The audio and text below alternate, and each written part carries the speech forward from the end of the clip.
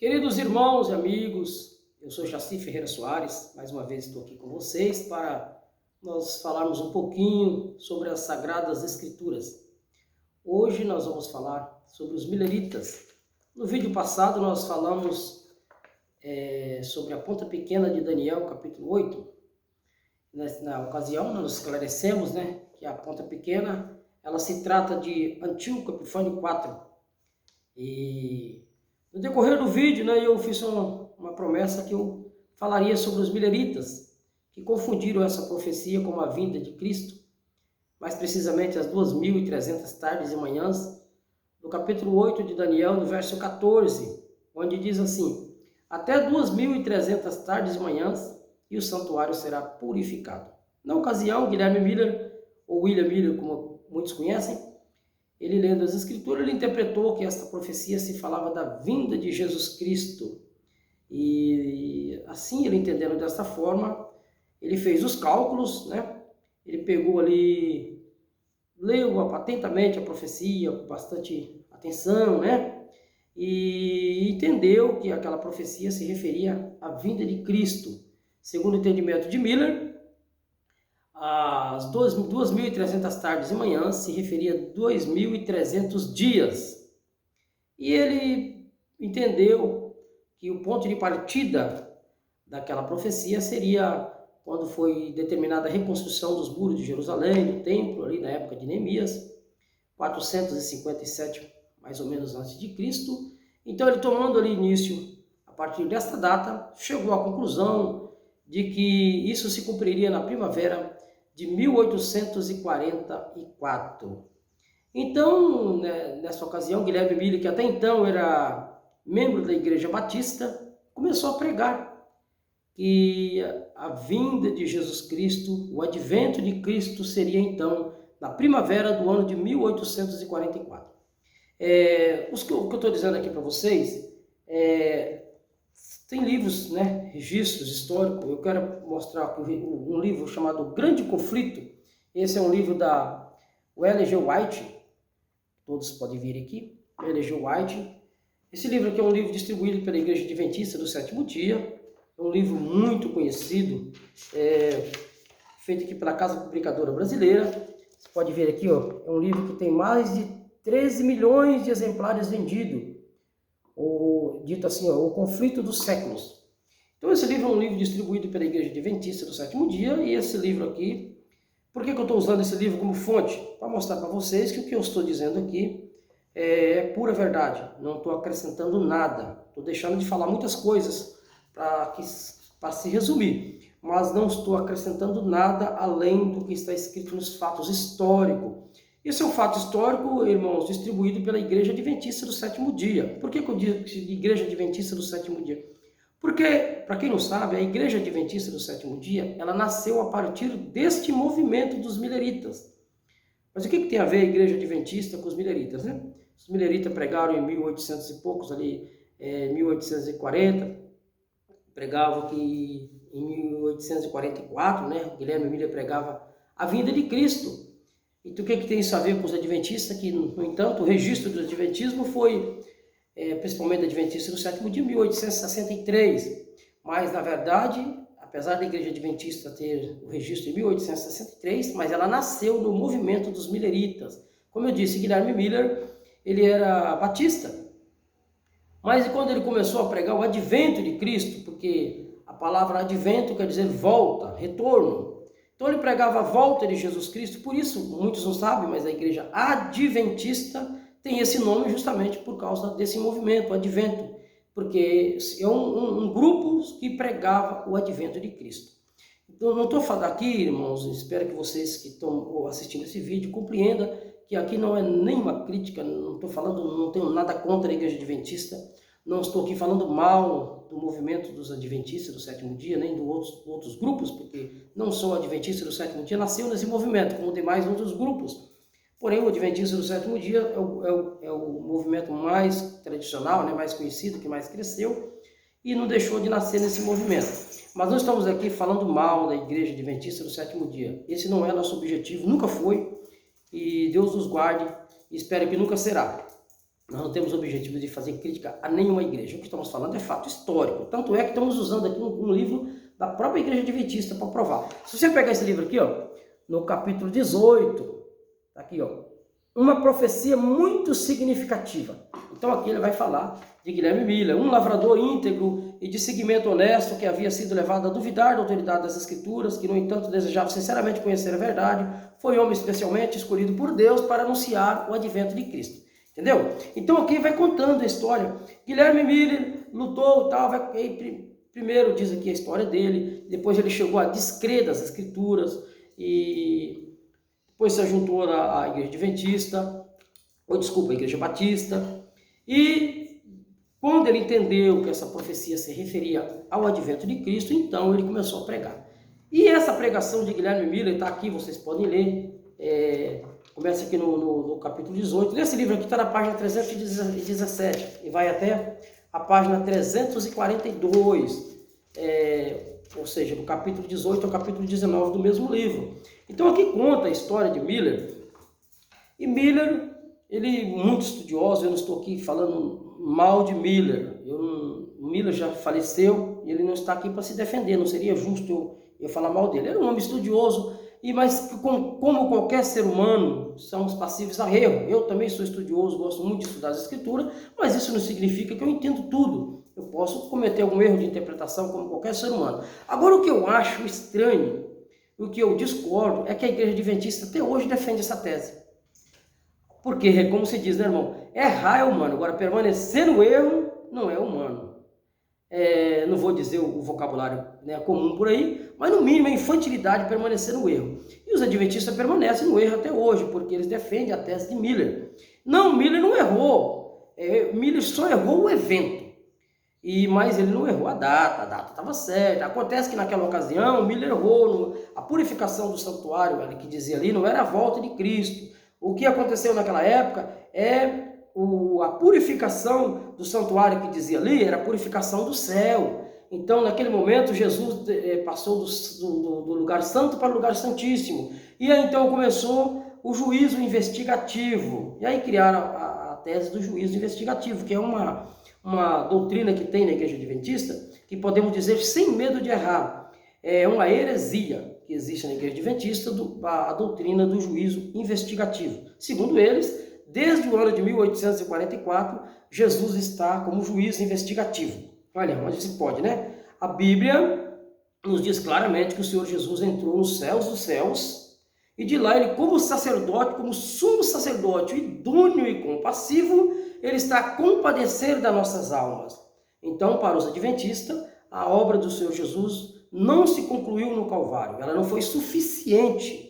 Aquele sangue que o Senhor Jesus derramou na cruz não foi suficiente para perdão dos nossos pecados, para purificação, e segundo eles, agora em 1844 foi necessário que o Senhor entrasse no Santo do Santo para purificar os céus, né? E aí iniciar então o juízo investigativo. Então, isso sem dúvida nenhuma se trata de uma heresia, né?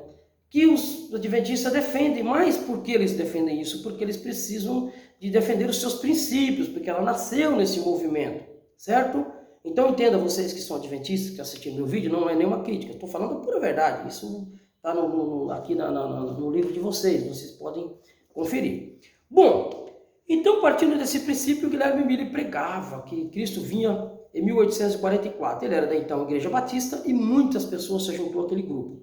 Quando chegou em 1844, as pessoas venderam propriedade, venderam casas, propriedades rurais e todos os bens que possuíam. Muitas e muitas pessoas venderam seus bens e se juntaram inteiramente aguardando a vinda do Senhor, que viria então na primavera de 1844, o que não aconteceu, né? Surgiu então um grande desapontamento, o povo ficou totalmente desapontado, uns desacreditou em tudo, desacreditou na Bíblia, desacreditou em tudo, desiludiu, mas outros continuaram marcando datas posteriores e continuaram no grupo, só mudaram ali alguns detalhezinhos, não, mas vai cumprir aqui tal dia, tornaram a esperar e não cumpriu. E aí juntou um grupo que na época a senhora Ellen G. White, que se tornou White depois que casou, né? com o Tiago, que é Tiago White, então ela passou a ser White. Até então não, o Ellen. Então o Ellen, na ocasião com 17 anos, também seguiu o grupo de Miller. Miller foi expulso da Igreja Batista onde ele pertencia, mas o seu grupo continuou marcando novas datas. E o Ellen White se disse, né, da ocasião que tinha tido visões e assim por diante, ela teve visões assim, que indicava que a profecia estava correta, mas o evento que era outro. E assim todos seguindo ao Ellen White, então, começou a dizer que ali nasceu então a doutrina do juízo investigativo. E dali posteriormente se registraram o grupo da Adventista do Sétimo Dia. Nós então profetiza o Ellen White, que tem tantos e tantos livros que lançou, né? E é então considerada pela Igreja Adventista como uma profeta, ou seja, uma profetisa que os seus escritos têm valor tanto quanto os escritos das Sagradas Escrituras. Bom, isso é uma crença dos Adventistas e não vou entrar no mérito. O meu objetivo aqui é falar da parte histórica e que você faça o seu juízo. Mas, irmão, uma profecia tão simples de se entender. É por isso que eu sempre digo aqui nos vídeos que eu faço. Temos que tomar cuidado, irmãos, que muitas profecias das Escrituras já cumpriram, tiveram os seus cumprimentos, e muitas das vezes nós estamos pregando que vai acontecer, e isso causa um grande prejuízo. Eu tenho preocupação, irmãos, quando eu vejo por aí tantos anúncios, que agora vai acontecer isso, que agora vai acontecer aquilo, agora está cumprindo essa parte das Escrituras, e no entanto, aquela parte das Escrituras citadas já se cumpriu há muito tempo, e a maioria dos cristãos da atualidade estão meio que dormindo, não estão percebendo, a maioria não se preocupa em estudar as Escrituras, não se preocupa em conhecer os verdadeiros fatos, e isso é preocupante porque nós vemos pessoas sendo iludidas com falsos discursos, e isso é preocupante sim, irmãos. As Escrituras Sagradas, na sua grande maioria, as profecias se cumpriram. E nós continuamos pregando aí que vai cumprir, que vai vir a besta, que vai vir o anticristo, que vai vir a grande tribulação. Tudo isso já cumpriu, irmãos. Já falei em outros vídeos, né? Isso já são profecias que já cumpriram. O que o crente tem que esperar? A vinda do nosso Senhor e Salvador Jesus Cristo. Porém, não tão quanto Miller, né? Se marcar uma data, sendo que o próprio Senhor Jesus disse assim: daquele dia e hora, ninguém sabe, nem os anjos do céu, nem tampouco o Filho, mas unicamente meu Pai. Então ele deixou claro que nós não deveríamos marcar data para esse evento, mas nós deveríamos estar preparados para este evento, porque o mesmo Senhor descerá dos céus com alarido, com voz de arcanjo e com a trombeta de Deus. E os que dormiram em Cristo ressuscitarão para a vida eterna. Devemos estar preparados para isso, todo crente. E o que o crente tem que fazer? Anunciar a salvação em Jesus Cristo, a remissão dos pecados, o ano aceitável, anunciar o reino dos céus. Porque todo homem que crê no Senhor Jesus será salvo. Isso que devemos pregar. E não falsas profecias, e nem tampouco pregar medo, colocar medo nas pessoas, fazer com que as pessoas venham para Cristo através do medo. Isso não. Temos que vir para Cristo com amor, com a intenção de salvar as nossas almas e salvar a alma do nosso semelhante. Então a profecia de Daniel 8,14, nós falamos no vídeo anterior, você pode acompanhar, vou deixar aqui descrito no canal aqui, a descrição do vídeo anterior, você pode acompanhar, onde nós explicamos o cumprimento dessa profecia, onde Guilherme Miller se equivocou. A profecia está muito clara, quando o anjo mostrava, no capítulo 8 de Daniel, o anjo mostrava a visão do carneiro e do bode, e o anjo explicou, isso aqui significa os reis da Média e da Pérsia, e o reino da Grécia. Ou seja, estava falando algo daquela época, não da época de hoje. E aí ele explicou que o reino da Grécia venceria o reino da Médio-Pérsia. O reino da Grécia, os gregos venceriam e se tornaria ali chamado bode, com um chifre na ponta, uma grande ponta na testa. E depois daquela ponta caía e nasceria 4 em seus lugares, que nós explicamos no vídeo anterior, que seriam os 4 generais de Alexandre o Grande. E aí o anjo disse, daquelas pontas vai nascer uma que vai perseguir o povo de Deus, vai lançar por terra o santuário, vai abominar o santuário. E aí alguém perguntou, um santo perguntou ao outro santo, mas até quando vai durar essa abominação? O santuário vai ficar assolado? Até quando volte a se purificar esse santuário? Aí o outro santo respondeu, até que se passe 2.300 tardes e manhãs, o santuário será purificado. Então tudo isso aconteceu. 2.300 tardes e manhãs que Guilherme Miller reconheceu como 2.300 anos, não é 2.300 anos. 2.300 tardes e manhãs é porque o sacrifício da tarde e o sacrifício da manhã que se oferecia no santuário. Está falando do santuário contínuo. Um sacrifício contínuo. 2.300 tardes e manhãs. De manhã oferecia um santuário, de tarde oferecia outro, um sacrifício no santuário. E o anjo anunciava que aquele sacrifício ia cessar. E alguém perguntou, mas até quando isso vai acontecer? E ele explicou, até 2.300 tardes de manhã, novamente o santuário será purificado. Tudo isso aconteceu, nós sabemos, na época de Antíoco Epifânio IV, na época dos Macabeus, né? Que muitos conhecem como o governo Asmoneu. Então aconteceu isso tudo e o santuário novamente foi purificado. Ele foi destruído no dia 15 do mês de Casleu, do ano 175 a.C., e depois, no ano 178, ele foi restabelecido no dia 25 do mês de Casleu. Então, concluindo-se ali, a contagem das tardes e manhãs, do sacrifício da tarde e do sacrifício da manhã, exatamente 2.300 sacrifícios. Ao passar 2.300 sacrifícios, o santuário novamente foi purificado. Explicamos isso no vídeo anterior.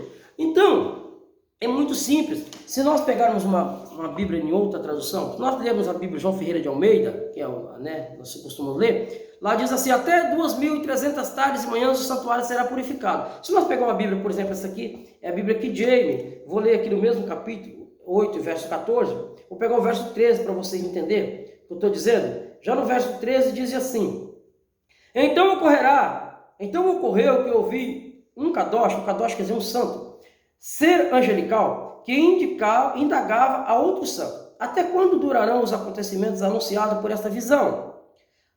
Até quando será suspensa a verdadeira cerimônia do sacrifício diário? Veja, até quando vai ser suspensa a cerimônia do sacrifício diário? Aquele sacrifício da tarde e da manhã.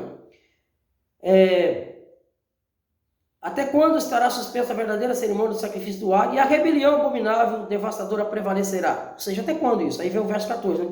Ainda diz, até quando o templo ficará danificado? O exército do céu deverá se submeter ao poder do chifre, e ambos serão pisoteados. Até quando isso vai acontecer? Aí vem o verso 14, onde Guilherme Miller se equivocou. Aí diz assim, então eu ouvi a resposta. Todos esses eventos passarão em 2.300 tardes e manhãs, e então o Kadosh, o santo santuário, será reconsagrado. Muito bem esclarecido, né? Não tem como ter dúvida. Aí volta aqui, se eu pegar uma outra Bíblia aqui, com aquela agonia da King James, se eu pegar essa aqui da Nova Versão Internacional, também fica fácil de entender. Verso 14 diz assim, verso 13, né? Então eu ouvi dois anjos conversando. Ele ouviu o assunto entre dois anjos, um santo com outro santo. E um deles perguntou ao outro, quanto tempo durarão os acontecimentos anunciados por essa visão? Até quando será suprimido o sacrifício diário? A rebelião devastadora prevalecerá.